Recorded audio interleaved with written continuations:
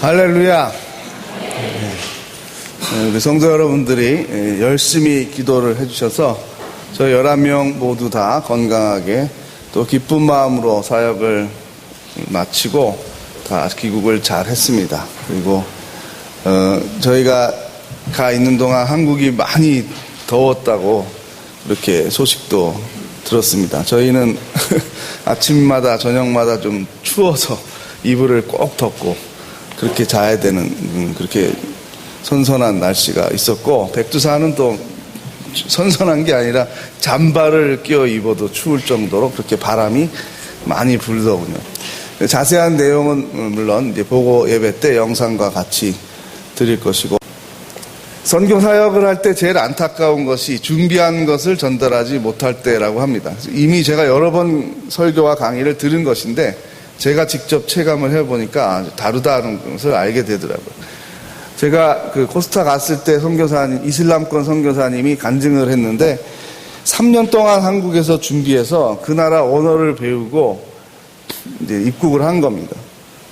3년 동안 언어 배우고 문화 배우고 선교 훈련 받고 제자 훈련 받고 다 해서 이제 한 달 동안은 좀 정탐을 하라고, 사역하지 말라 그래서 한 달 동안은 아무것도 안 하고 그냥 주역 지민들하고 사귀고 밥 먹고 하다가 이제 한 달이 지나서 친한 사람이 생겨서 얘기를 하고 성경 공부를 시작을 했는데 그 시작하는 날 딱 걸렸어요. 그래서 추방당했습니다. 그래서 영원히 너는 이 나라에 들어오지 못한다, 이 명령을 받고 추방을 당해서 비행기를 타고 돌아오는데 그렇게 하염없이 울었다고 합니다. 도대체 하나님 살아 계신 겁니까? 뭐 하는 겁니까? 내 인생의 중요한 3년을 헌신을 해서 이제 제자훈련 시키는 첫날에 걸려서 영원히 나는 그 나라에 못 들어간다고 하니까 나의 인생은 그럼 3년 동안 헛사는 것입니까? 괴로움을 얘기했다고 합니다. 1년 동안 그래서 무기력하게 지내다가 이제 다시 이제 무슬림권의 다른 지역에 가서 열심히 사역을 하는 분입니다. 대단히, 무슬림은 정말 1년에 한 가정 전도하면 엄청 성공했다라고 평가받는 곳인데 그 틀을 깼어요, 그분이. 몇백 명의 제자들이 지금 나타나고 있습니다. 또 보안상 얘기할 수가 없는 건데 그 간증을 들었습니다. 그런데 그러고 생각을 해보니까 평양에 도착한 토마스 선교사는 20대 나이에 청나라에서 조선말로 성경을 번역하고 공부해가지고 선교하러 들어왔는데 들어온 첫날 죽었어요. 한마디도 예수 천당이라는 말도 못 해보고 죽었어요. 내리자마자 바로 칼에 맞아서 죽었습니다. 그런데 그 자리에 그 토마스 기념교회를 세웠고 평양이 부흥하는 데 그것이 불씨가 됐다는 거 우리가 잘 알고 있는 사실이고, 그 자리에 지금 평양과학기술대학이 서 있습니다.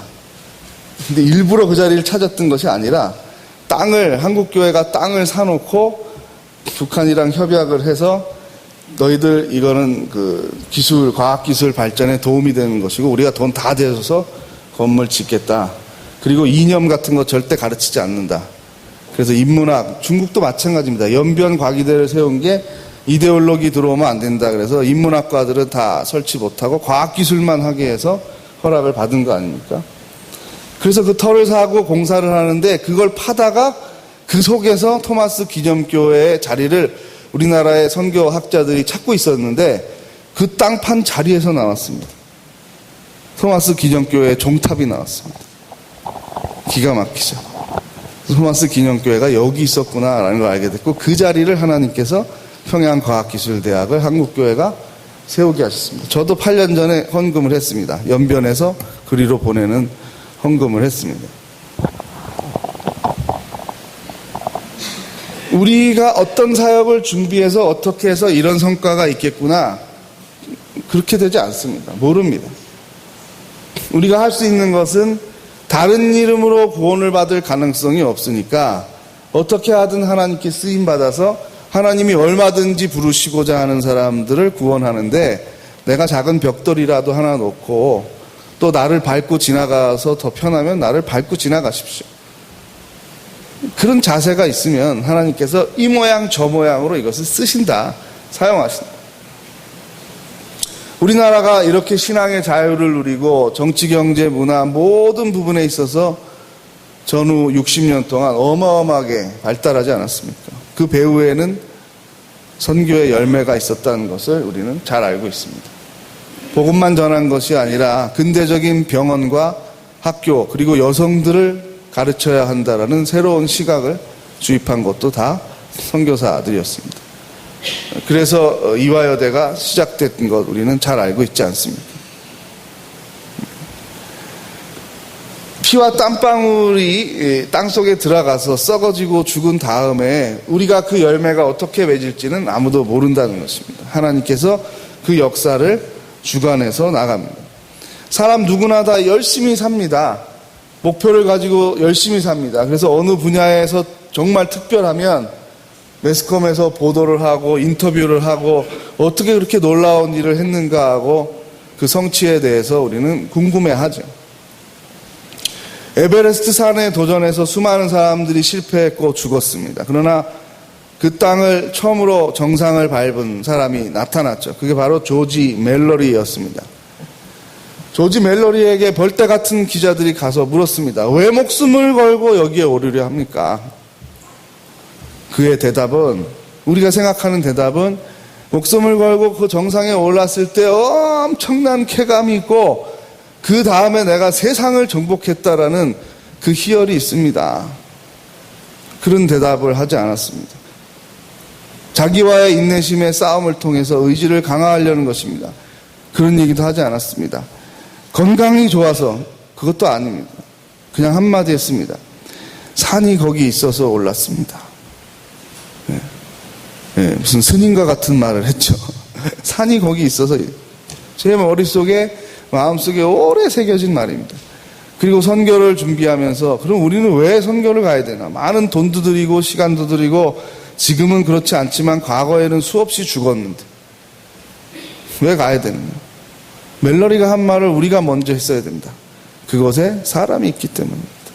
어떤 사람이 있습니까? 그곳에 하나님의 형상으로 지음을 받았는데 그 사실을 모르고 있는 사람들, 하나님과 화해하고 하나님의 자녀로서 살 수 있는데 그걸 모르고 있는 사람들, 교회로서 살아갈 수 있는데 그것을 모르고 있는 사람들, 우상으로부터 참 하나님을 만날 수 있는데 그것을 모르고 있는 사람들이 있는 땅에 지금 먼저 교회가 된 사람들이 가야 합니다. 그것이 선교이고 더 이상 무슨 설명이 필요하겠습니까? 과학이 발달하고 인문학이 발달하고 철학이 사상이 발달하면서 타자에 대한 관용이 생깁니다. 그것은 좋은 것이죠. 다른 문화와 다른 종교에 대해서 관용해야 된다. 물론입니다. 그러나 이것은 다릅니다. 기독교의 정체성을 버려야 된다. 그 말은 아닙니다. 우리와 다른 사람들을 포용하고 사랑하고 섬겨야 하죠. 그렇지만 예수 그리스도의 복음을 우리가 없앨 수는 없는 것입니다. 어떤 사람들은 그렇게 말합니다. 또 유럽의 많은 신학자들은 그렇게 말합니다. 이제는 더 이상 선교하지 않아야 된다. 각 나라마다의 저마다의 문화가 있고 저마다의 종교와 윤리가 있다.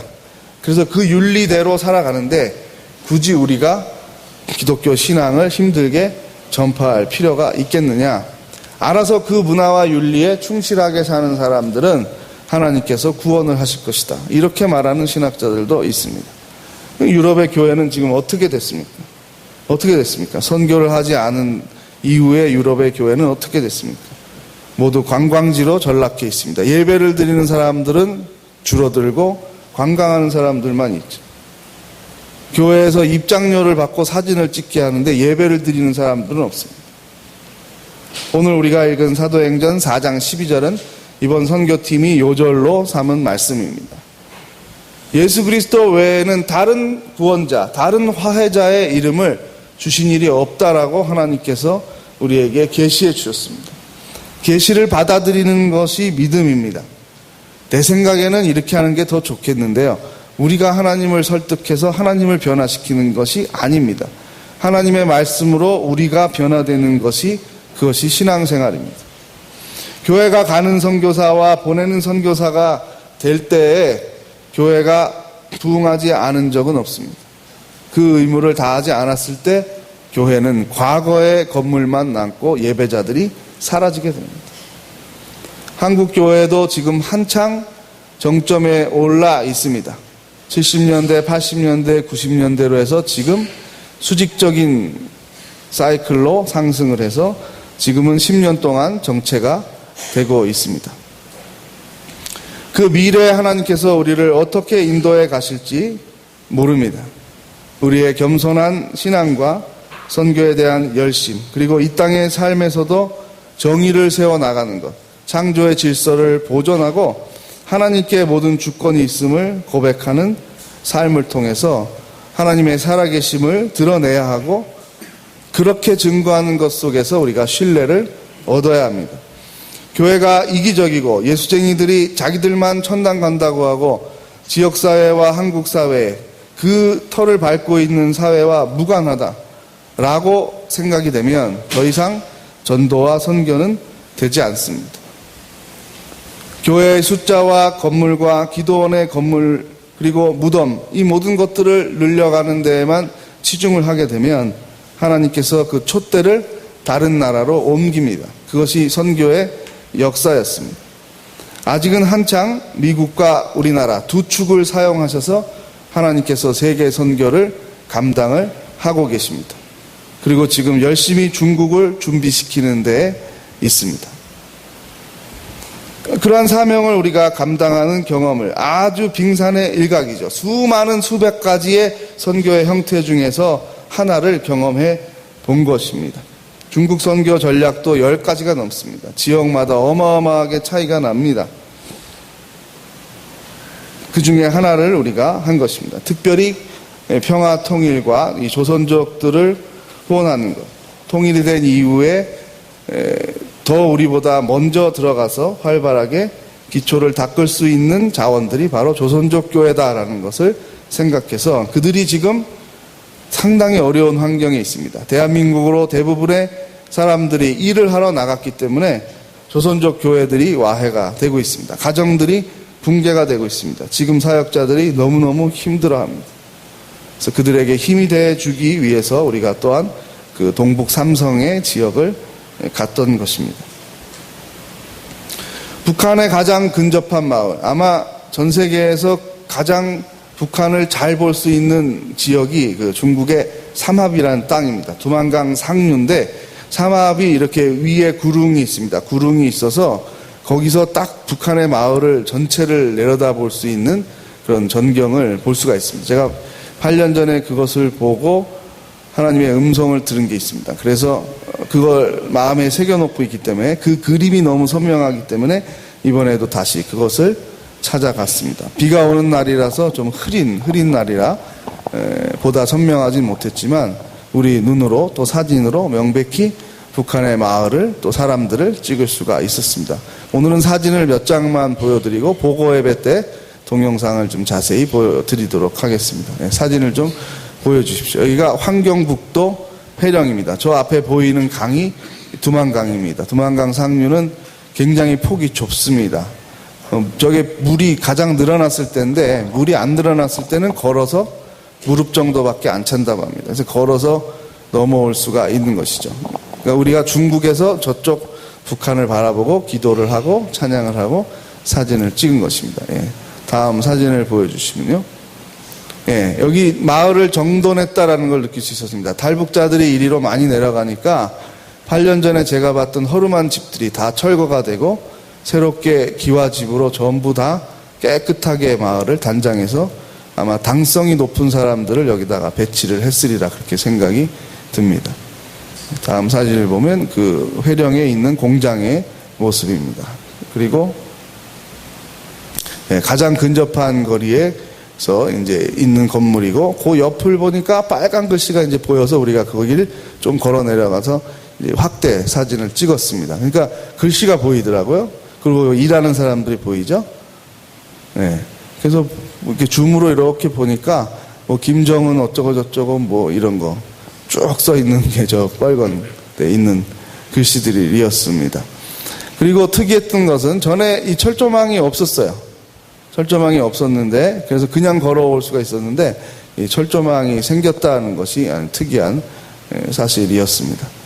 그리고 저희가 이 비전 트립을 다 마치고 찬양을 하고 북한을 위해서 중보 기도를 하고 제 마음에 언제 통일이 되는 겁니까? 하나님, 중국에 와서도 이렇게 자유스럽지가 않은데 북한은 얼마나 더 지독하게 통제를 하겠습니까? 그런 마음이 들면서 우리가 찬양을 하고 가는데 깜짝 놀랐어요. 깜짝 놀랐어요. 이게 뭐 같아요? 어디 같아요? 태양이 저 위에 중국에 있었어요. 저 위에 중국에 있었는데 우리가 지평선을 따라 쭉 좌우에 옥수수밭이 어마어마하게 있어요. 쭉 따라가는데 제가 그걸 들으면서 앞에서 이렇게 마이크를 들고 잠깐 쉬고 있었는데 이게 딱 보이는 거예요. 에? 그런데 태양이 점점 이동을 하는 거예요. 저 위에 만주 쪽에 있었던 태양이 점점 아래로 내려오는 거예요. 빛이 점점 내려오는 거예요. 그러더니 저 북한을 딱 보여주시고 북한에서 딱 태양이 멈춥니다. 이게 거짓말 같죠? 꿈 같죠? 무려 한 30분 정도가 저렇게 있었습니다. 우리가 다 카메라 핸드폰으로 찍은 사람도 있고 우리 카메라로 찍고 앞에 있었던 우리 가이드 조선족 그 사람도 놀래서 저거를 찍었습니다. 그리고 제 마음속에 한 또 사건이 떠올랐는데 9년 전에 코스타에 갔을 때 제가 비전과 평화 통일 특강을 했는데 한 청년이 저한테 와서 제 비전이 평양에 들어가서 1년 동안 교수를 하는 겁니다. 평양과학기술대학이 지어지고 있다 그러니까 거기 가서 1년 이상 제가 헌신하기로 서원을 했습니다. 그래서 제가 너 전공이 뭐냐 그랬더니 영어 교육학이래. 야, 거기는 과학기술대학이야. 이과로 박사를 해도 그래도 갈까 말까 하는데 한국 사람을 교수로 쓰겠냐 북한에서. 그랬더니 저 뉴질랜드 시민권 있습니다. 그러더라고요. 근데 뉴질랜드 시민권 있는 애가 어떻게 여기 러시아의 코스타로 온 거냐 그랬더니 연변과기대를 통해서 평양과학기술대학을 갈 수가 있다라는 벤치마킹을 연변과기대를 하고 있다고 얘기를 들었기 때문에 일부러 연변과기대에 와서 살고 있는 거예요. 거기서 영어를 가르치면서 살고 있는 거예요. 평양과학기술대학이 개교가 되면 연변과기대에 있는 사람들, 중국 사람들을 통해서 부탁을 해서 연결을 해서 우리 이 교수 써봤는데 참 좋은 사람이다. 이렇게 해서 가고 싶다는 거예요. 하여튼 제 마음에 제가 강의를 하고 나서도 근데 북한에 네가 뉴질랜드 시민권자라도 원래 대한민국 사람인 거를 아는데 쓰겠냐. 제 마음에 그렇게 마음이 들었어요. 또 하나는 제가 헌금을 해놓고도 평양과학기술대학이 세워지겠냐. 그놈들이 그거 가지고 다 딴짓하지. 이런 마음도 있었어요. 근데 제가 1년 전에 그 친구한테 메일을 받았어요. 목사님 저 평양과학기술대학에 있습니다. 영어회화 교수로 있습니다. 그때 비전이 이루어졌습니다. 제가 많이 뉘우쳤어요. 나도 안 믿는구나. 청년들이 그러니까 강한 거죠. 믿는 거죠. 저도 청양에 들어가서 1년 이상 교수를 할 것이다라는 강한 음성을 들었는데 안 믿습니다. 안 믿어요. 여기서 살다 보면 안 믿죠. 100년이 지나도 통일이 안 될 것 같아요. 10년은커녕. 그렇죠. 그게 우리 마음이에요. 그럼 역사를 우리가 어떻게 다 압니까? 그래서 평양과학기술대학에 또 나도 갈 수도 있겠구나. 무조건 불가능하지 않겠구나. 이런 마음들이 또 이번 여행을 통해서 들었습니다. 저렇게 북한 땅의 진리의 빛을 비출 계획을 하시는 하나님의 사인을 우리가 보면서 돌아왔습니다. 하나님께서 역사를 주관하시고 우리는 쓰임을 받고자 헌신하고 있는 사람들입니다. 내가 어떠한 공로를 세울지, 나의 이름이 어떻게 역사에 기록될지는 관심을 가질 필요가 없습니다. 그것을 노리고 한 사람 중에 성공한 사람은 아무도 없습니다. 마르틴 루터도 칼빈도 그냥 그 당시의 삶에 충실했을 뿐인데 세계를 변화시킨 사람들이 됐습니다. 하나님께서 사용하는 것이죠.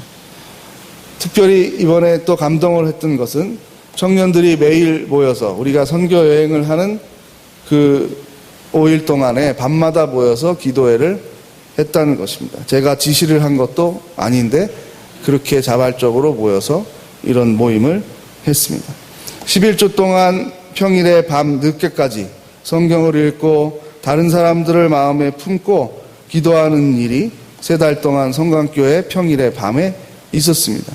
이 모든 것들은 다 값으로 매길 수 없는 값진 것들입니다.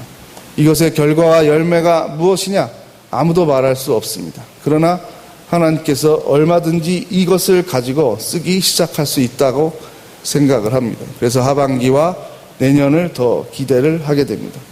우리가 함께 복음을 들고 선교에 빚을 지고 있음을 기억하는 가운데 우리 가까이서 만날 수 있는 사람들을 성심으로 섬기고 어려워하는 이웃들을 위로하고 격려하는 삶을 사는 가운데 계속해서 지역사회의 빛과 소금이 되고 일터의 빛과 소금이 되고 나아가 남북 통일과 세계 선교의 또한 주역이 될 수 있는 우리들 또 우리의 후손들이 될 수 있게 되기를 바랍니다.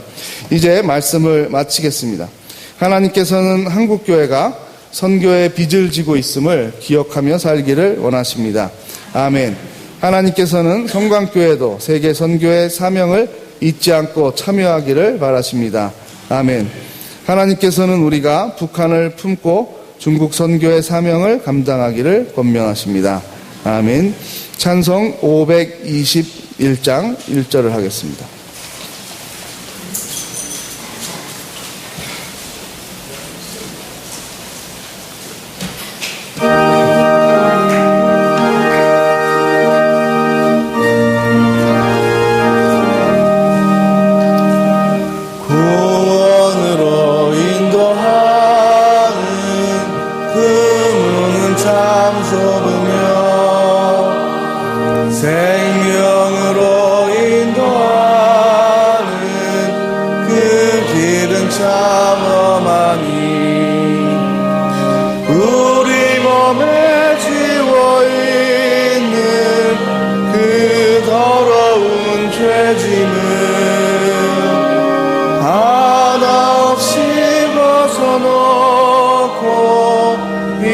서서 들어갑시다.